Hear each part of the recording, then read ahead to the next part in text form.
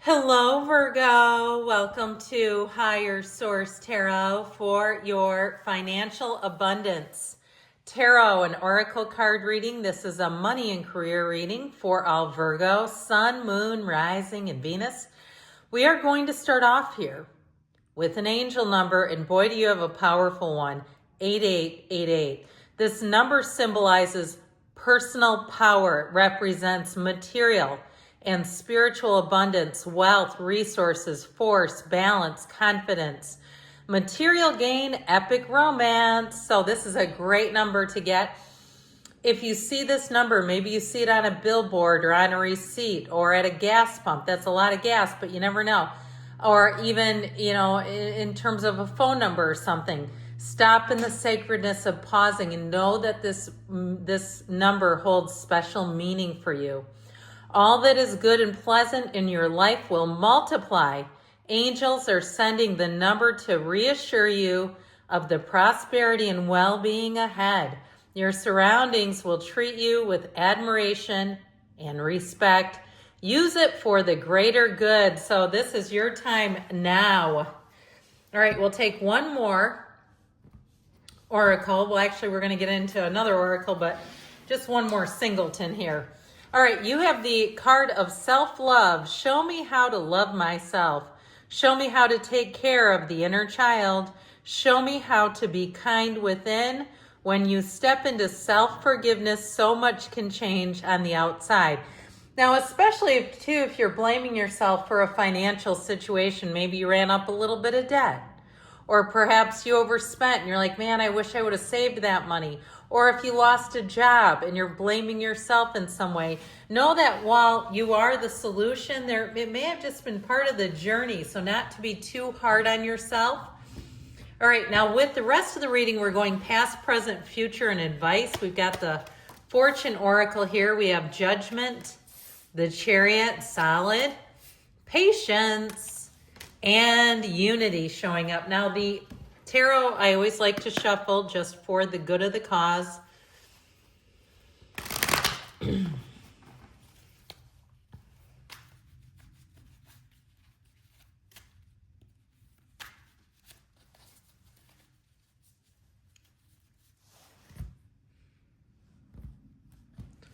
All right, so in the past, my friends, we've got death. It's a rebirth. The moon, I'm telling you, information's going to come out.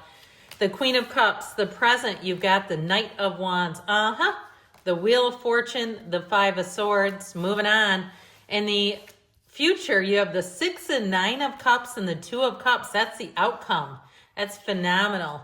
Now, interesting, because you just went 2, 3 of Cups. See how we did that? 78 cards that came out in order. You've got 3s here plus the number 9. Now, of course, I think I've shared this before. Nikola Tesla, a lot of people have said a lot of things about him. But he was very superstitious about the number 3. He would not stay in a hotel room that was not divisible by the number 3 because he believed it carried special power. 3s represent happiness. You've got what they're trying to tell you is, I feel like, step into your happiness. But you've got 2 9s, which are about attainment. You've got the 3s that we love. We have Scorpio, Pisces, Leo, Taurus, Aquarius here. So 3 major arcana. I do feel like 8 is important. 8, yeah, got them all. And something about 3 is also feeling important here. So in the past, you've got Judgment. Soul searching will bring inner peace to many areas of your life. And so really being clear, too, about what you want if you've become, as Carolyn Mays coined it, a stuffologist. You know how we do that, where we get into, even the high of a sale and buying things and going, God, I think I shouldn't have gotten that. Getting away from that, soul searching. Now, if it's something greater than that, in terms of a career change or starting a business, it really is about having your heart lead the way with this. And so know that your senses in the past were right on, especially death and the energy of the moon is really, for some of you, it feels like a course correction by the universe, where you're moving forward and the universe says, you come over here. You're going on the wrong path. Let's move over one path. So something about that, I feel like you had information that led to a change, but I also get very intuitive energy here. Now, for some of you, if you are starting a business, I heard it's going to be bang on. I'm not sure. I don't use that phrase, but I do feel like they're trying to encourage you and saying that being in terms of your money and abundance and expanding financially, it's all about following your gifts, developing your gifts. So even if it's a side hustle, if you have some kind of project or product that you've been wanting to launch, I feel like they're trying to tell you it has to do with that. Or even if you've said, no, I hated my career and I'm looking to change, I feel like it's about really leaning into where you find joy. And if it's housing as well, if where you live, you say, I stay here because I can make enough money, but I hate the environment, I do feel like you have changes ahead that really work for you. That outcome is so beautiful. You can't ask for better than that. So in the present, you've got the Chariot. Charge ahead with confidence. Stay strong and focused. So know that you are on the right path, Virgo. And I feel like you are an ambitious sign. You're a sign that's very stable, creative. And I do feel like where there's a will, there's a way is how I get this. So I feel like you're going to have perfect timing here. You do have a bit of a separation with the Five of Swords. And so for some of you, it can be what we need for the impetus to change. Even if it's the ending of a relationship, I've seen that. I've experienced it in my own life where my money grew big time after the ending of a relationship. And I don't know if the universe went, look, you can't have all this money with this person or they're going to take it all.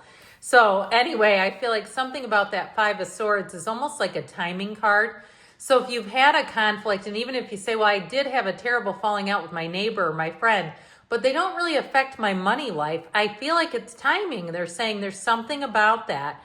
And so for some of you too, it may be about cutting away the fluff, the relationships, which really aren't that meaningful to you, and things that are just sort of a time suck.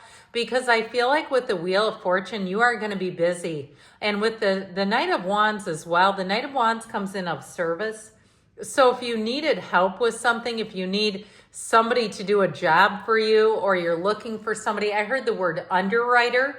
If some kind of in terms of a housing situation has been held up because there aren't enough people doing that sort of work, I do feel like with the Knight of Wands, they're going to take on your project. They're going to be the person who comes in and helps. Now, what really connects it beautifully, what connects all the dots, I heard, is the Wheel of Fortune. The Wheel of Fortune also represents games of chance, strokes of luck, when you really begin that lucky streak. And I still feel like it's tied to an ending. It's like almost like how we say bad things happen in threes. And the best explanation I've heard of that is Abraham Hicks, when they say that it's because we finally shift our own energy. We get sick of it after the third one and we go, I can't do this. I have to have something better than this. So I do feel like you have a change for the better. Know that the wheel is always an evolution in your favor. It is never the wheel of misfortune. And in a money reading, you have the 2 lottery tickets. I'm not telling you to gamble, but you have the 2 lottery tickets of the tarot here. So I do feel like your luck is going to be on the upswing. Pardon me, I just hit the camera. You also have one of the fairy tale cards too in that 6 of Cups. So the outcome, you've got patience. Slow down, change your attitude, and clear your mind.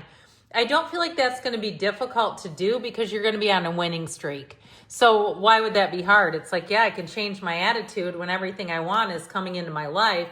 You have a perfect match. You have helpful people coming in. And with that 9 of Cups, you're going to be sitting pretty. If it's a job change, it feels a lot more like an upgrade or a promotion. And in general, where I feel like you're going to get something for nothing. Yes, I said that.